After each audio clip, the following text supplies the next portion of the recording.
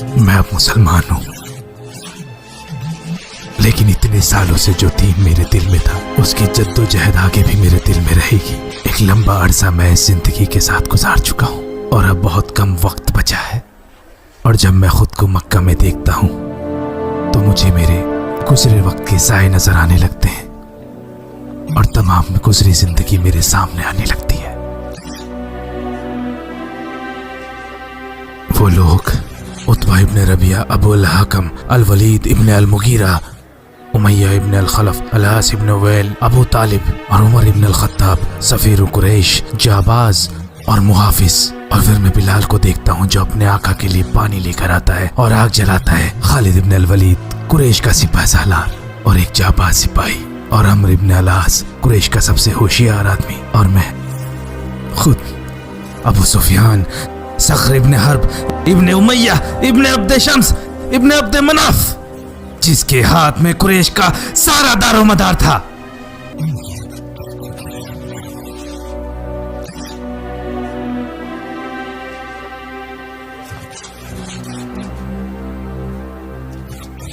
वो गुजरे हुए दिन अब वापस नहीं आएंगे, बिल्कुल नहीं। और जब मैं आज देखता हूं तो सब कुछ बदल चुका है। ये जमाना उस जमाने से बिल्कुल अलग है। मुझे बताओ हिंद, मैं खुद को नकार दूं या उनको नकार दूं?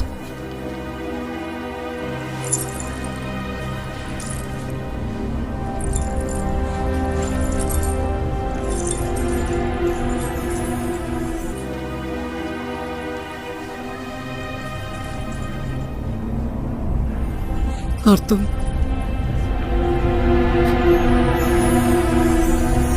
मुझसे कुछ नहीं कहोगे? तुम मुझे कोई सलाह नहीं दोगे?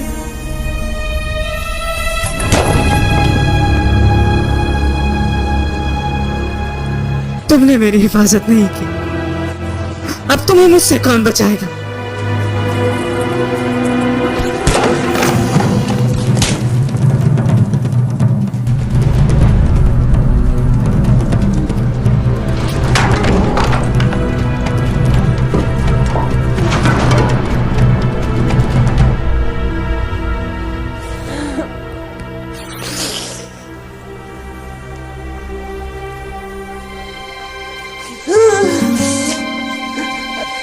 आप कहाँ चले गए हो तुम इब्न रबिया? अगर आज मैं आपके बदले के लिए नहीं रोई तो इस बात पर रोना चाहिए कि आप जहन्नुम चले गए।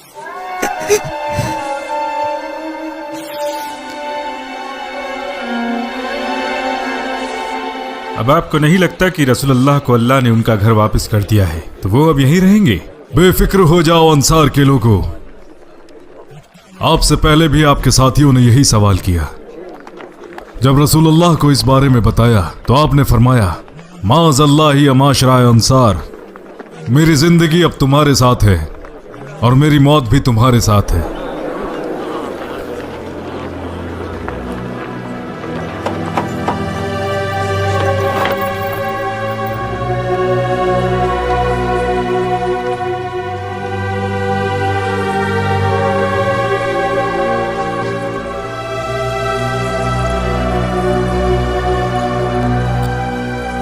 भाई अबू हुदैफा, कैसी हो मेरी बहन? बैत ले ली है अबू हुदैफा? मुझे पता चला। मैं अल्लाह से तुम्हारे लिए दुआ करूंगा, तुम्हें हिदायत दे और तुम्हारे दिलों से जाहिलियत के निशानों को मिटा दे। मैं और अबू सुफियान दोनों को दुआ की जरूरत है।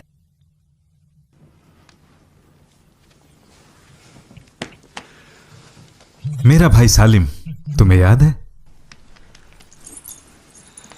इन्हें कैसे भूल सकती हूँ, तुम्हारा बेटा है। अल्लाह ने मनसूख करार दिया, फरमाया बाप दादाओं के नाम से पुकारो। अब ये इस्लाम में मेरा भाई है, हम एक दूसरे का ख्याल रखते हैं। अल्लाह हमारा निगहबान है, मौत ही हमें अलग कर सकती है और उस खुदा के लिए हमें शहादत मंजूर है। सालिम कुरान का बड़ा अच्छा आलिम है।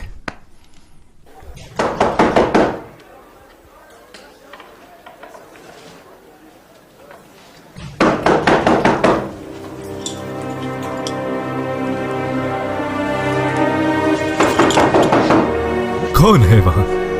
दरवाजा खोले अब्बा जी। अबू जंदल,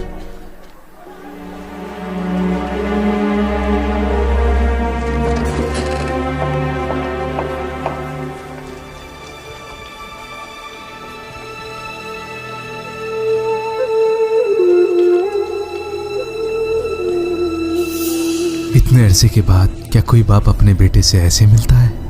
मोहम्मद के साहबा से मैं कैसे मिल सकता हूं, जो भी मैंने किया उसके बाद। और वैसे भी अब तो सब मुझे ढूंढ रहे हैं।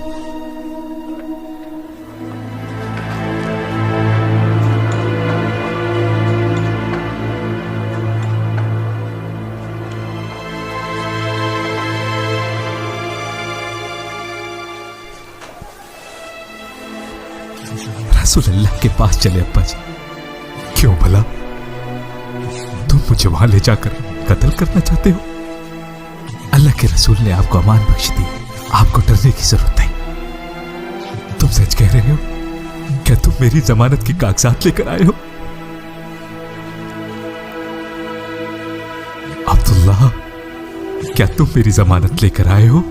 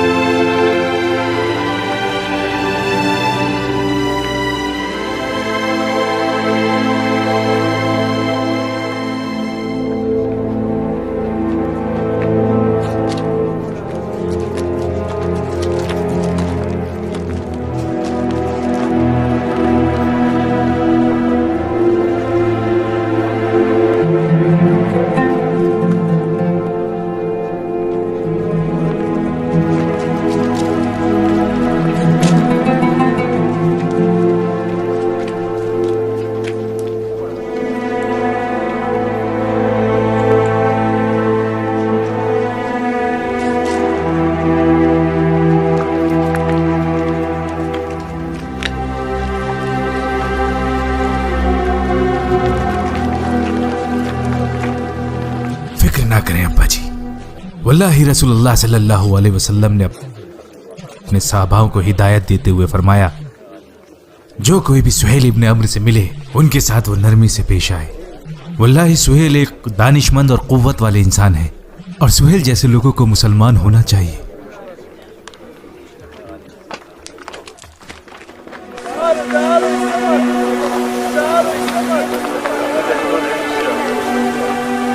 ये क्या भाव दिया?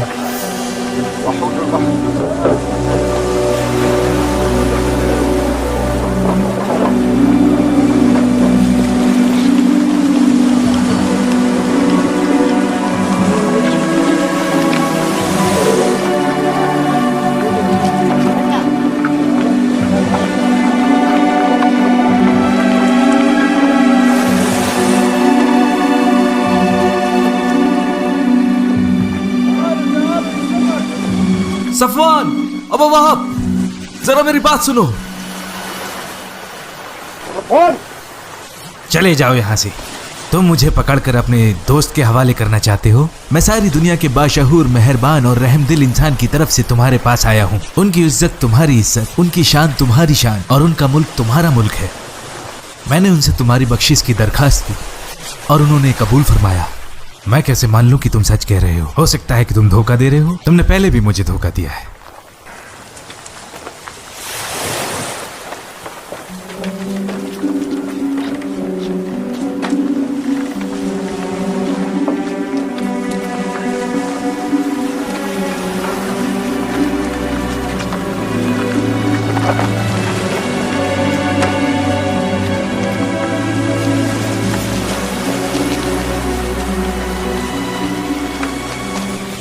ये रसूल अल्लाह का इमामा है। इसे पहनकर ही आप मक्का में दाखिल हुए। बतौर निशानी मुझे दिया ताकि मैं आपको अपनी बात समझा सकूं।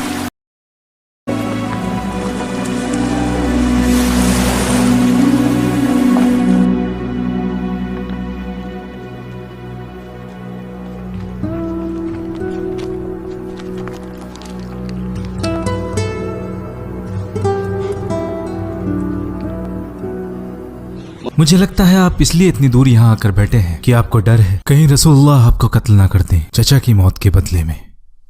मुझे अकेला छोड़ दो। कहाँ फरार हो गए वाशी?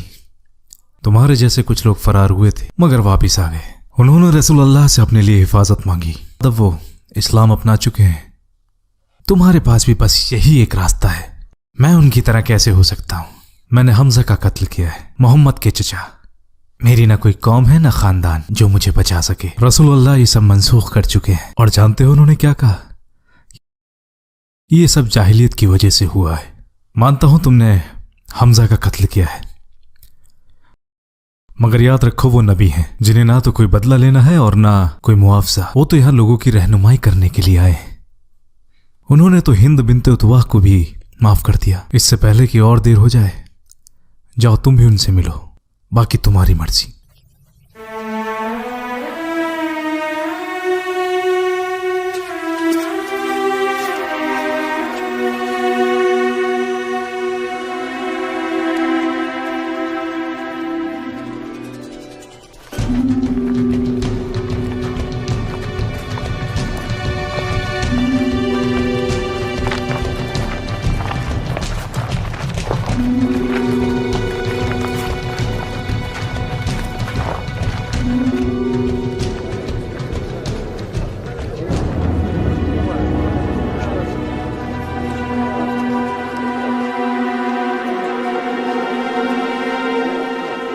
वल्लाही ये तो वाशी है, हमजा का कातिल।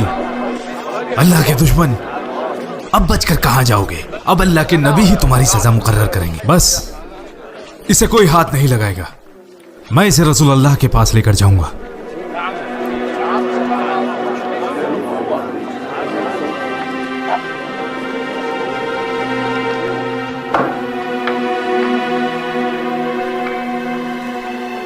अपने भाई को अंदर नहीं बुलाओगे इक्रिमा? अंदर आ जाओ अबा सुलेमान। मुहाजिर सवार को खुश आमदीद, जैसे रसूलुल्लाह ने फरमाया था जब आप उनकी तरफ बढ़ रहे थे। अगर उन्होंने भगोड़ा सवार कहा होता तो शायद सच होता। रसूलुल्लाह वो नहीं है जो किसी की मलामत और शर्मिंदा करे। और आपने तो देखा कि आपके मुसलमान होने पर वो कितने खुश थे। अहलन बिसैफिल्लाह। इस नाम से वो आपको पुकारते हैं। मैं अल्लाह से दुआ करता हूं कि इसका मुस्तहिक हो जाऊं।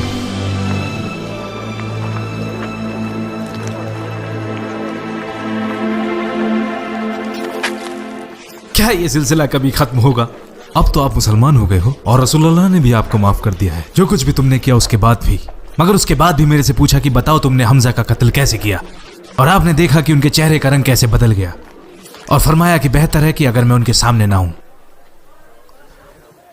देखो अब सब खत्म हो गया है। अब हम इस्लाम में भाई हैं और हमें पीछे मुड़कर नहीं देखना है। बस ये देखो कि बाकी बची जिंदगी का क्या होना है। मैं पिछली जिंदगी को सामने रखना चाहता हूं, ये जानने के लिए कि मुझे अभी कितनी और मेहनत करनी है। तुम वाकई सच्चे मुसलमान हो। आपको तो उम्मु हकीम का शुक्र अदा करना चाहिए जिन्होंने रसूलुल्लाह से आपके लिए बख्शिश मांगी, वरना शायद बहुत बुरा हो जाता। शायद मैं हक को बहुत पहले ही जान चुका था। एक तो मेरा गुरूर, दूसरा मेरे वालिद के लिए वफादारी। मुसलमान हुआ तो वाकई ये इस बात की गवाही होगी कि वो अबू जहल थे। मेरे दिल का भी यही हाल था अपने अब्बा अल मुगीरा को लेकर, और कुरान की आयतों में भी उनके बारे में लिखा है। मगर झूठ पर कायम रहने से हम अपने बाप दादाओं को जहन्नुम की आग से नहीं बचा सकते, बल्कि खुद को भी उस आग में ढकेल लेंगे। अपनी आजादी के लिए मैंने हमजा का कत्ल किया, मगर कुरैश पहले की तरह मुझे आज भी गुलाम ही समझते हैं। ना मैं उनके साथ बैठ सकता हूँ, ना अपनी कोई राय कायम कर सकता हूँ, और ना उनके साथ किसी बर्तन में खा सकता हूँ। बल्कि मैंने तो यहाँ तक उन्हें कहते हुए सुना है कि ये तो गुलाम है जुबैर इब्ने मुतैम का। और जब उन्होंने और मैंने इस्लाम कबूल किया तब भी मैंने उन्हें कहते हुए सुना, हमजा का कातिल। एक जंजीर टूटती नहीं दूसरी पड़ जाती है। आखिर कब तक मैं कब तक अपने माशरे से खारिज रहूंगा? जैसे खुजली वाले ऊंट को बाकी ऊंटों से दूर रखा जाता है, या किसी भेड़ को अपने झुंड से अलग कर दिया जाता है। क्या मैं भी कभी एक आम आदमी की जिंदगी जी पाऊंगा?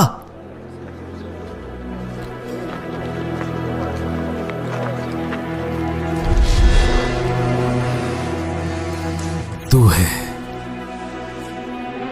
इस सारे फसाद की जड़ तू है। तेरी वजह से मेरा ये हाल हुआ है। अब मैं तुझसे छुटकारा पाना चाहता हूँ।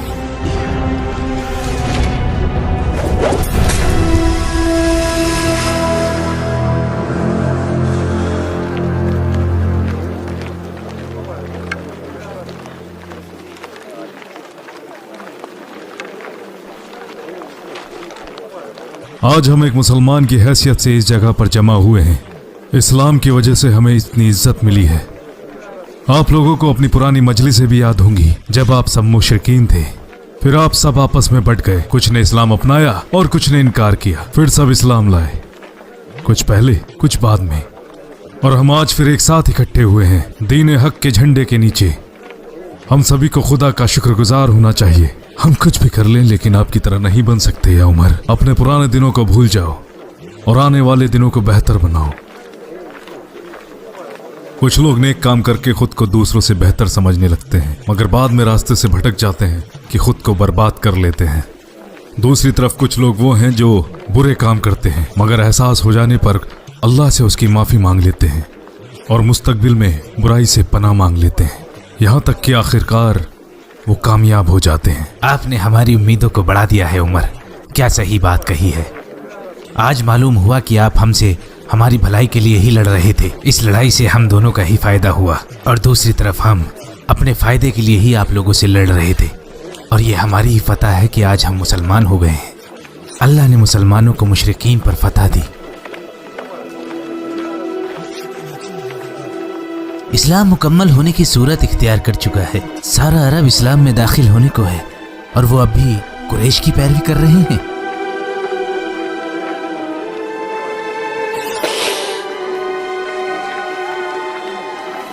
आप रो क्यों रहे हैं उमर? सब कुछ तो इस्लाम के हक में ही हो रहा है। सालिम ने बिल्कुल सही फरमाया। मुझे डर है जब चीजें मुकम्मल होने की सूरत इख्तियार कर लेती हैं, तब नुकसान शुरू हो जाता है।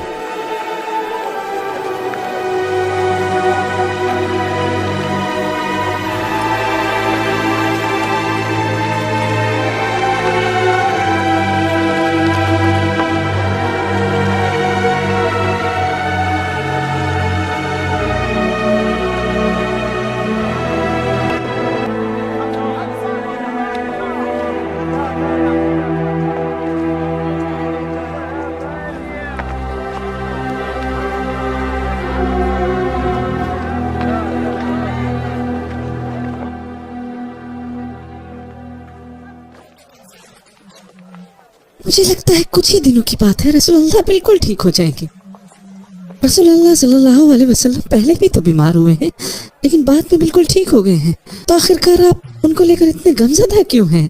दीन मुकम्मल हो चुका है अस्मा। अल्लाह ने फरमाया, اليوم أكملت لكم دينكم وأتممت عليكم نعمتي ورضيت لكم الإسلام دينا। कुरैश इस्लाम ला चुके हैं, और उसके बाद ताइफ हुनैन की जंग के बाद अरबी कबाइल की वो जमातें जो हर कोने से आकर इस्लाम अपना रही हैं।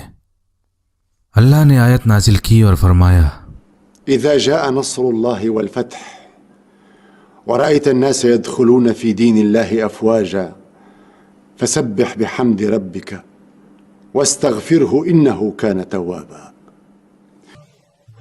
जब दीन मुकम्मल हुआ और रिसालत का पैगाम पूरा हुआ और वही ख़त्म हो गई, तो लगता है रसूलुल्लाह सल्लल्लाहु अलैहि वसल्लम ने इशारा दिया उनका वक्त पूरा हो गया है।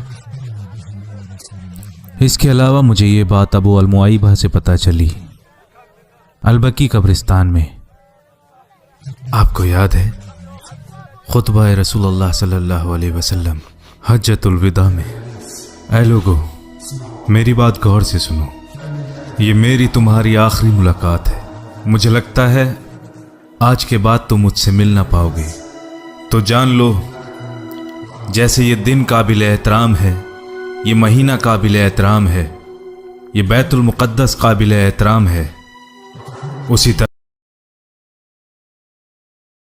मुक़द्दस काबिल एहतराम है, उसी तरह तुम्हारी जान, तुम्हारी इज्जत और तुम्हारा माल काबिल एहतराम है।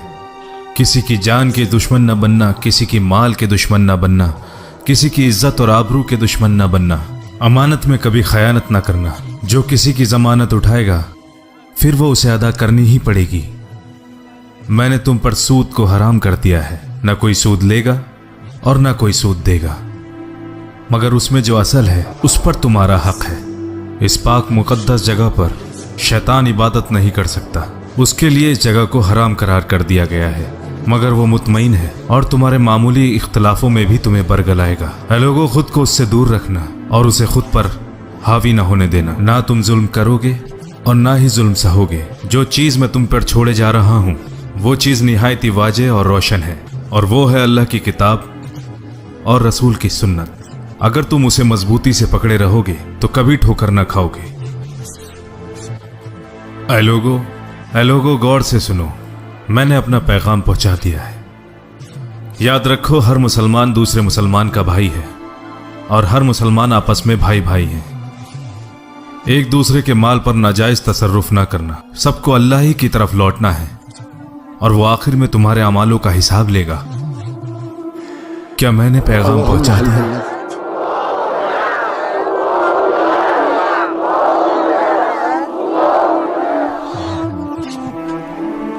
अल्लाह तो गवाह रहना।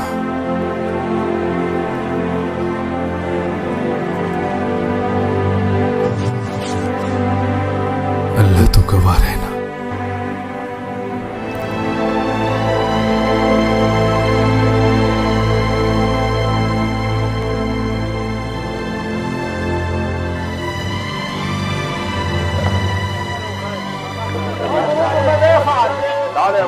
الله أكبر الله أكبر الله أكبر أشهد أن لا إله إلا الله أشهد أن لا إله إلا الله أشهد أن محمدا رسول الله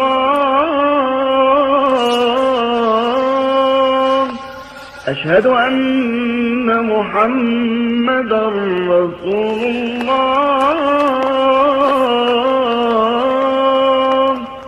حي على الصلاة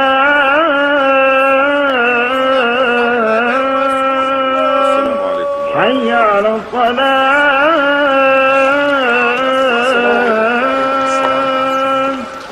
حي على الفلاح حي على الفلاح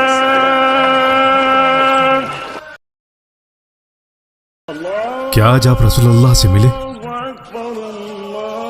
कैसे हैं वो? दर्द बढ़ता ही जा रहा है और वो शदीद बीमार लगते हैं।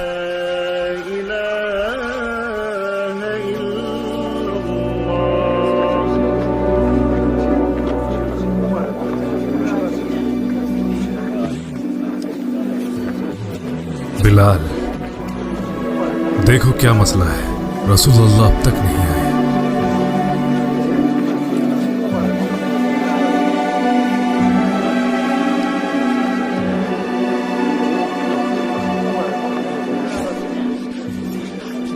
भाई, रसूलुल्लाह ने घर से बाहर आने में इतनी देर कैसे कर दी? पहले तो कभी ऐसा नहीं हुआ। अल्लाह बेहतर जानता है मेरी बहन। मैं अल्लाह से दुआ करूंगा कि उन्हें जल्दी सेहतमंद कर दे।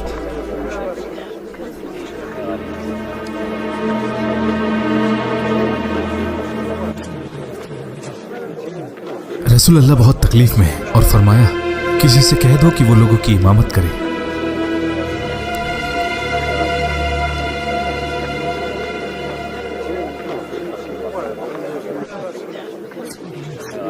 उमर, आज आप ही इमामत करें।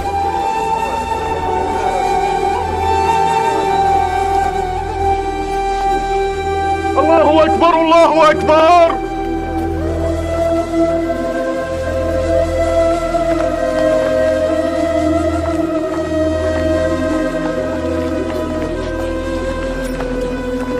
आपने ये क्या कर दिया बिलाल? जब आपने मुझसे इमामत के लिए कहा तो मुझे लगा कि रसूलुल्लाह ने आपको ऐसा करने के लिए कहा है, वरना मैं आगे ना आता। वल्लाही रसूलुल्लाह ने ऐसा कुछ भी करने का हुक्म नहीं दिया। जब मैंने अबू बकर को वहां नहीं पाया तो मुझे लगा आप ही सबसे बेहतर हैं इमामत के लिए।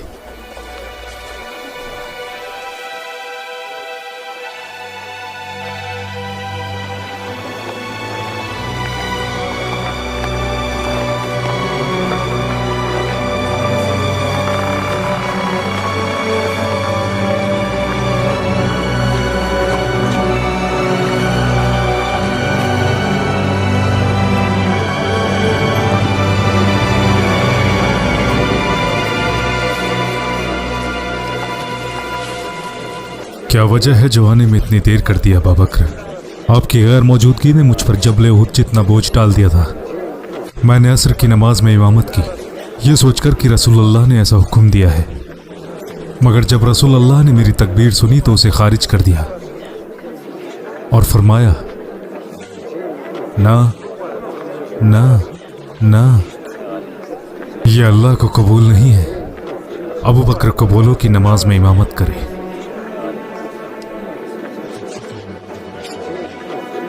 रसूलुल्लाह की बीमारी इतनी बढ़ गई कि अब किसी और को इमामत करनी पड़ी। ला हौला वला कुव्वता इल्ला बिल्लाह। आगे आओ, मगरिब की नमाज का वक्त करीब है। रसूलुल्लाह के हुक्म की इताअत करते हुए हमारी इमामत करो।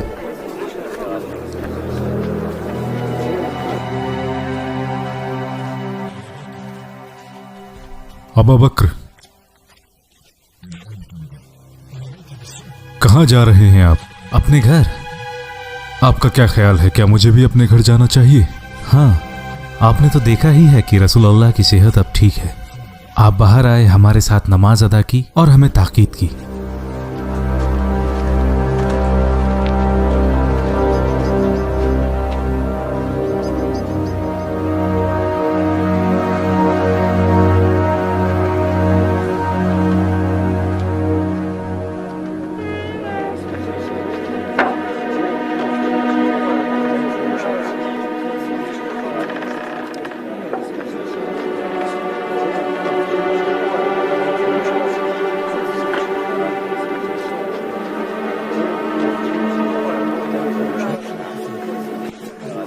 या अबा अल हसन, रसूलुल्लाह की तबीयत अब कैसी है?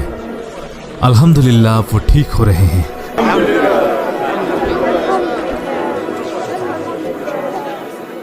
अल्लाह की कसम, मैंने रसूलुल्लाह के चेहरे पर मौत के आसार देखे हैं।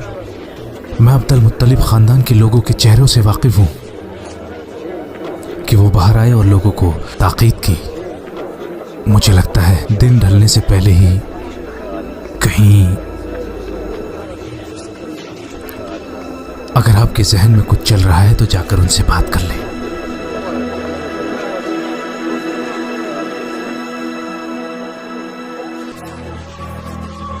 रसूल अल्लाह को इख्तियार था और आपने जन्नत में अल्लाह के पास जाना पसंद किया। रसूल अल्लाह आप नहीं रहे।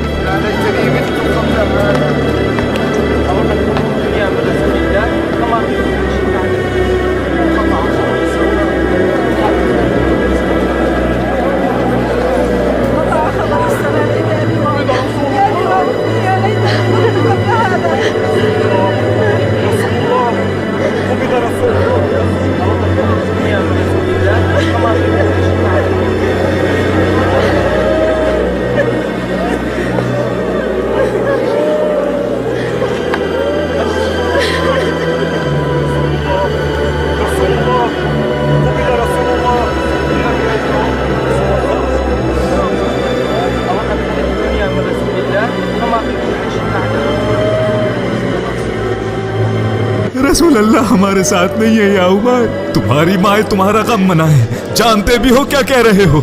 अल्लाह ताला तुम्हारी ज़बानें काट देगा। जिसने भी ये कहा कि रसूल अल्लाह सल्लल्लाहु अलैहि वसल्लम नहीं रहे, ना, हमारी बात मानो उमर। ये खबर उम्मुल मोमिनीन के घर से आई। मैंने कहा ना, रसूल अल्लाह कहीं नहीं गए, वो तो अपने अल्लाह से मिलने गए हैं। जैसे मूसा गए थे अपने रब से मिलने के लिए और 40 दिनों के बाद वापस आ गए, लेकिन इस दौरान लोगों ने ये समझा कि वो नहीं रहे। तुम लोगों ने सुना नहीं मैंने क्या कहा? मूसा की तरह रसूल अल्लाह भी वापस आएंगे और उन लोगों के हाथ पैर काट डालेंगे जिसने ये कहा कि अल्लाह के नबी नहीं रहे।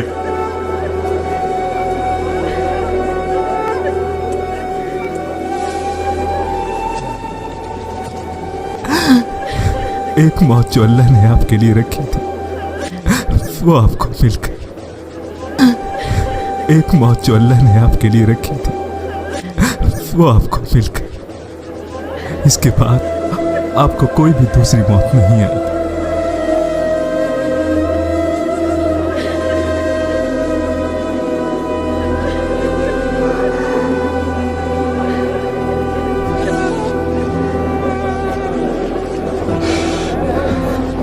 तुम लोगों ने सुना नहीं मैंने क्या कहा? जिसने भी ये कहा कि रसूल अल्लाह नहीं रहे, उस पर मेरी तलवार का कहर बरसेगा। रुक जाओ उमर, मेरी बात सुनो। तुमने सुना नहीं ये लोग क्या कह रहे हैं? ये लोग मुनाफिक हो गए हैं। अबू बकर, मेरी बात गौर से सुनो लोगों। तमाम तारीफें अल्लाह के लिए ही है जो अपने बंदों पर कुदरत रखता है। जो लोग मोहम्मद की इबादत करते थे वो जान ले कि मोहम्मद अब नहीं रहे, और जो अल्लाह की इबादत करते हैं वो जान ले अल्लाह अज़्ज़ वजल है और उनके लिए मौत नहीं है। आऊज़ु बिल्लाहि मिनश शैतानिर रजीम। मोहम्मद सिर्फ अल्लाह के पैगंबर हैं और उनसे पहले भी बहुत से पैगंबर गुजरे हैं। तो भला अगर ये मर जाएं या मारे जाएं तो क्या तुम उल्टे पांव फिर जाओगे, यानी मुर्तद हो जाओगे? तो जो उल्टे पांव फिर जाएगा वो खुदा का कुछ नुकसान न कर सकेगा, और खुदा शुक्रगुजारों को सवाब देने वाला है।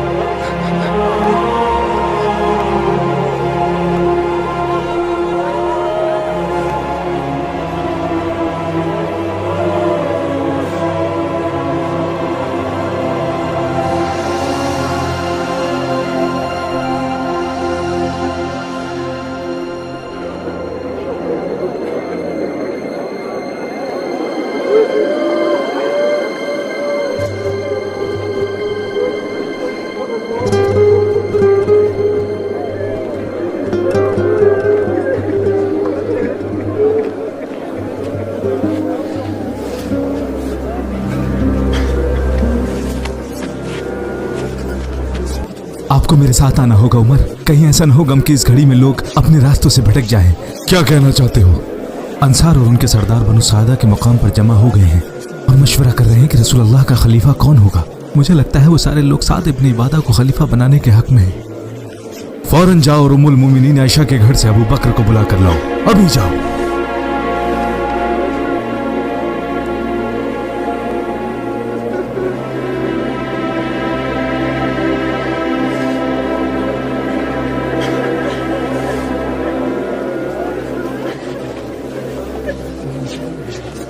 क्या बात है उमर, क्या तुम्हें मालूम नहीं मैं रसूल अल्लाह की तदफीन की तैयारी में लगा हूँ? मसला ही ऐसा है अबू बकर, वल्लाही अगर इस वक्त मेरे बेटे की मौत भी हो गई होती तो भी रसूल अल्लाह के वफात के गम से मुझे गाफिल न करती। लेकिन पहले सदमे से मेरा दिल बेदार हो गया है।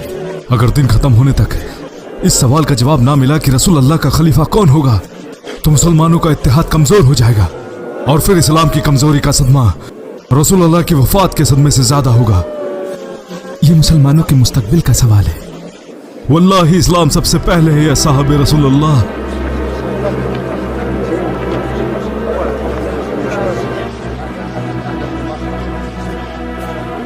मरहबा हमारे मुहाजिरीन भाइयों।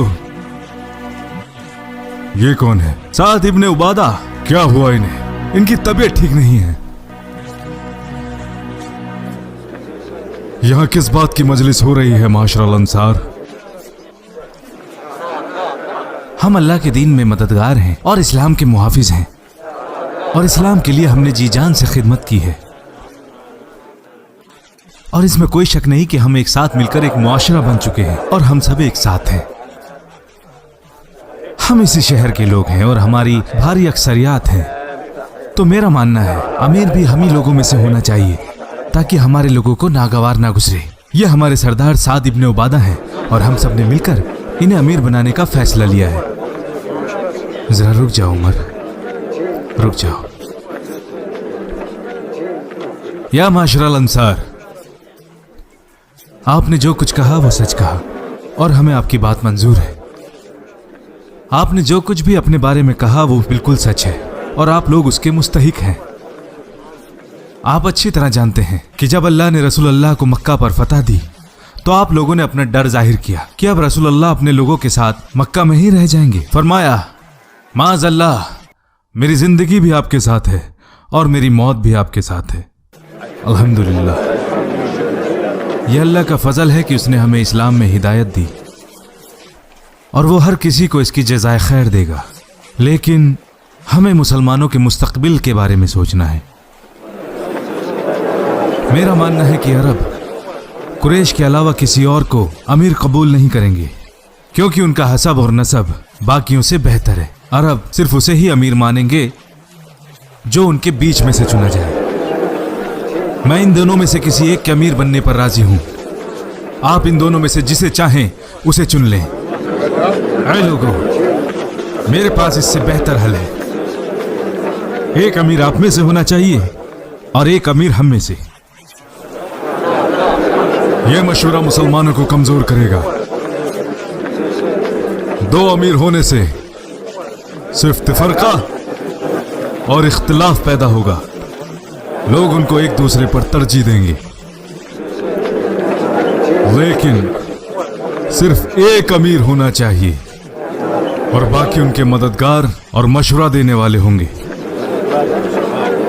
या माशरल अंसार, आपने सबसे पहले इस्लाम की मदद की है, तो आप सबसे पहले उसे बदलने वाले ना बने। या माशरल अंसार, या माशरल अंसार, अगर मुशरिकीन के खिलाफ जिहाद में हम सबसे आगे थे तो इस्लाम की खिदमत करने में भी हम सबसे आगे रहेंगे। ये सब हमने किसी फायदे के लिए नहीं किया, बल्कि सिर्फ अल्लाह की रजा के लिए और अपने नबी की इताअत के लिए किया, ना कि दूसरे लोगों पर धाक जमाने के लिए, और ना ही इसके लिए हम कोई दुनियावी सिला चाहते हैं। रसूल अल्लाह सल्लल्लाहु अलैहि वसल्लम का ताल्लुक कुरैश से था और वही इसके सबसे ज्यादा हकदार हैं।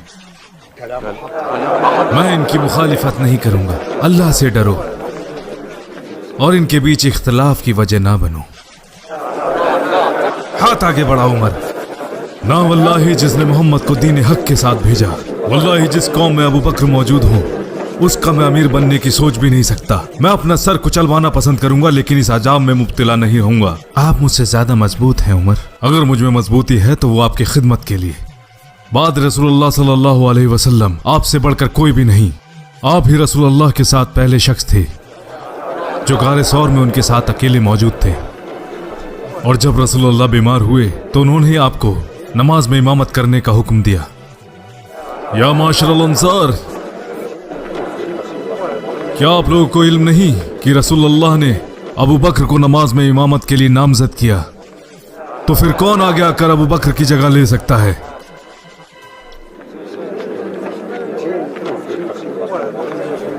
हम कभी अबू बकर से आगे नहीं जाएंगे।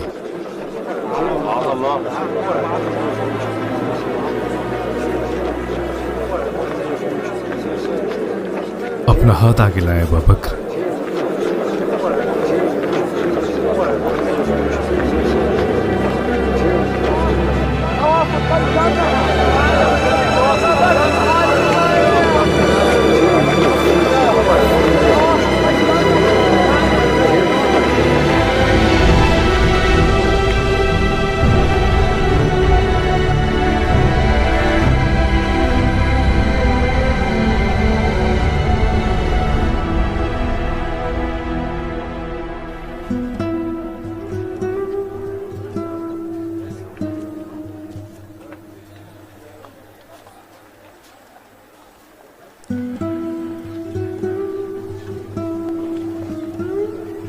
आज आपने बहुत जद्दोजहद की है अब्बा जी।